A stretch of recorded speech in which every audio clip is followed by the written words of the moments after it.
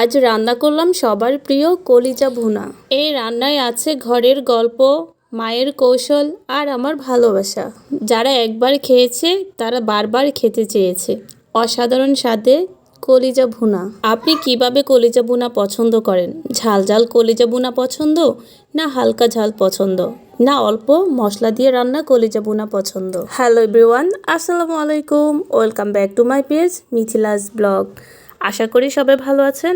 আমি আল্লাহর রহমতে ভালো আছি। এই রান্নাটা আমার মায়ের কাছ থেকে শেখা।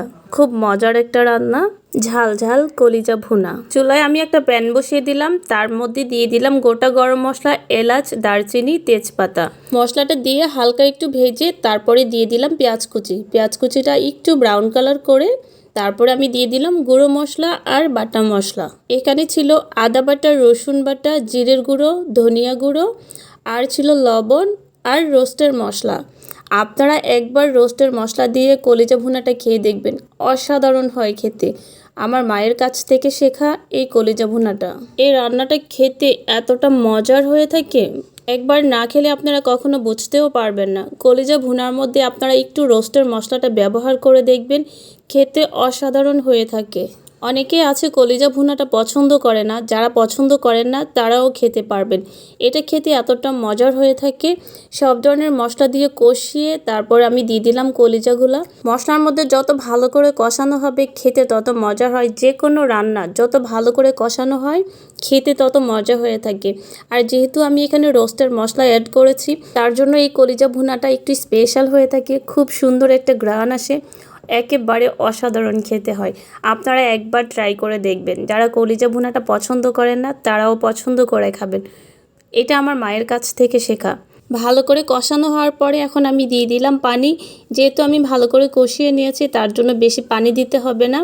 পানিটা দেওয়ার পরে আমি একটু নেড়ে দিলাম। তারপরে এটা আমি রান্না করব 20 মিনিট। ঘড়ি ধরে 20 মিনিট রান্না করলে পুরোপুরি কমপ্লিট হয়ে যাবে। আমার মায়ের হাতের রান্না বলে বলছি না, আপনারা আমার এই রেসিপিতে একবার রান্না করে খাবেন। যদি ভালো না লাগে তাহলে অবশ্যই আমাকে কমেন্ট করে জানাবেন। 20 মিনিট পরে আমার রান্নাটা একেবারে কমপ্লিট হয়ে গেছে। এই যে কিছুক্ষণ নেড়ে তারপরে আমি নামিয়ে ফেলবো। রান্নাটা আমার পুরোপুরি কমপ্লিট। আমার শাশুড়ি মা কিন্তু কলিজা ভুনা খেতে একদমই পছন্দ করে না। যখন আমি এইভাবে রান্না করি উনিও কিন্তু খুব মজা করে খায়, আর তখন বলে কিন্তু খুব মজা হয়েছে। এইভাবে উনি নাকি কখনোই খায়নি। আমার রান্নাটা একেবারে কমপ্লিট, খাওয়ার জন্য একেবারে রেডি।